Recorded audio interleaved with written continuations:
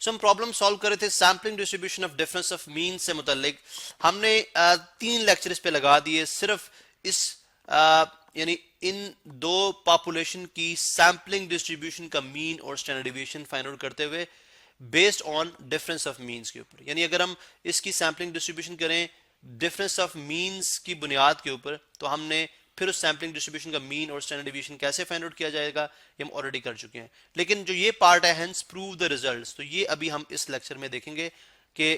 Results prove करने से क्या मुराद है। जैसे मैंने स्टार्ट में लेक्चर में बात की थी, रिजल्ट प्रूव करने से मुराद ये है कि हमें ये देखना है कि अगर अगर यहाँ पे देखें, अगर मैं दोनों सैंपल्स किस पे बेस कर रहे थे, एक सैंपल है मेरे पास जिसके अंदर जो वैल्यूज थी जस्ट 2 वैल्यूज थी, और वो कौन कौन सी थी 2 and 4 3 and 6 सॉरी 3 and 6, ये सैंपल 1 था और ये मेरे पास सैंपल 2 है, ठीक है, जो कि है 0 2 and 4। अब मुझे ये देखना है, this is sample 1 this is sample 2, मुझे ये देखना है कि अगर मैं इन दोनों सैंपल्स के मीन्स फाइंड आउट करता हूं, जैसे इसका मीन क्या हो जाएगा, मीन फॉर दिस सैंपल यानी μ1 क्या हो जाएगा 6 + 3 9 9 डिवाइडेड बाय 2 इज 4.5, ठीक है, 3 + 6 divided by 2 9 divided by 2 which is 4.5। अच्छा, ऑन द अदर हैंड अगर मैं इसका मीन फाइंड आउट करता हूं μ2, वो कितना आ जाएगा 0 + 2 + 4 6 divided by 3 is 2 divided by 3 is 2। तो मैं अगर मैं इस बल्कि इसको लिख देता हूं 0 + 2 + 4 divided by 3 is equal to 2। तो अब देखें, हम मुझे ये देखना है कि क्या सैम्पलिंग डिस्ट्रीब्यूशन का मेरे पास जो मीन आया है जो कि difference of means of 2 samples है, तो क्या मुझे देखना है कि वाकई ऐसा है, क्या वाकई ऐसा है कि अगर मैं दो सैंपल्स के मीन यानी μ1 - μ2 कर दूं तो वो उस सैम्पलिंग डिस्ट्रीब्यूशन के मीन के बराबर होगा। तो अगर अब μ1 जो है कि 4.5 है, μ2 जो है वो 2 है, तो अगर 4.5 में से 2 माइनस करें तो 2.5 ही आता है।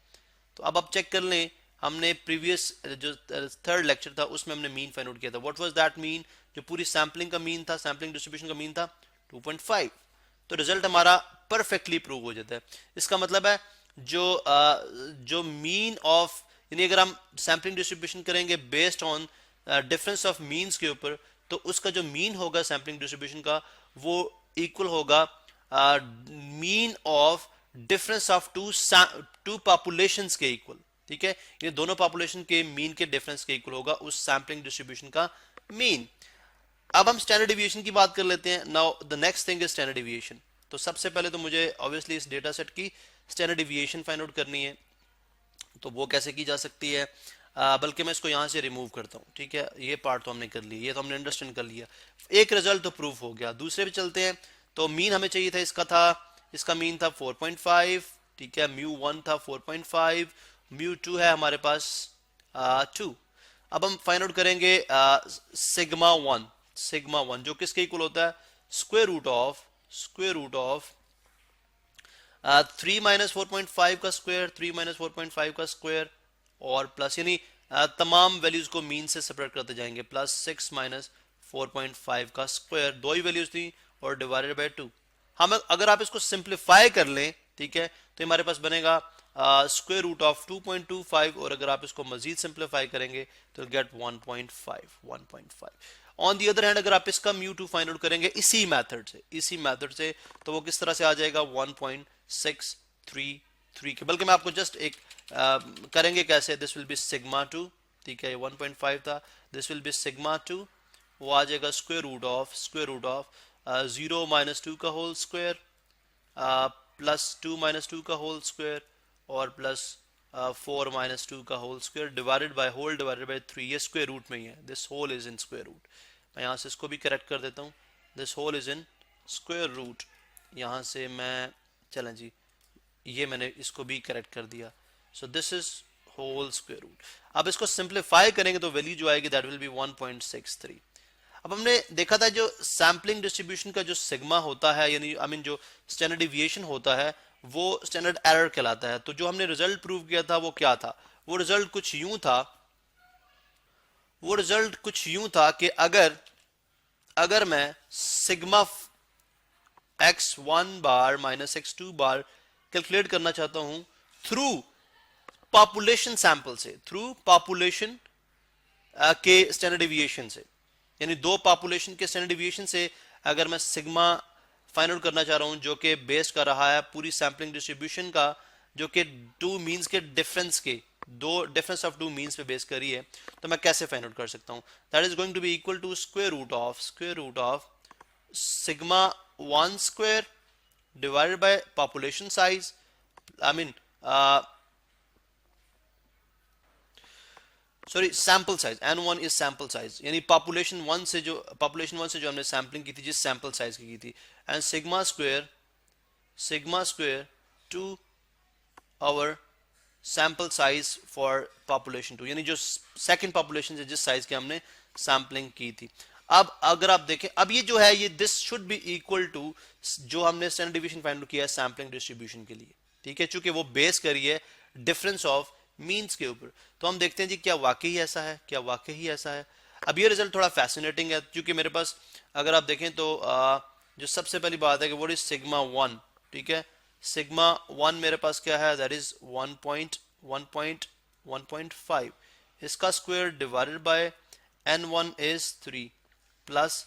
अगर आप देखें तो 1.633 इसका स्क्वायर डिवाइडेड बाय 2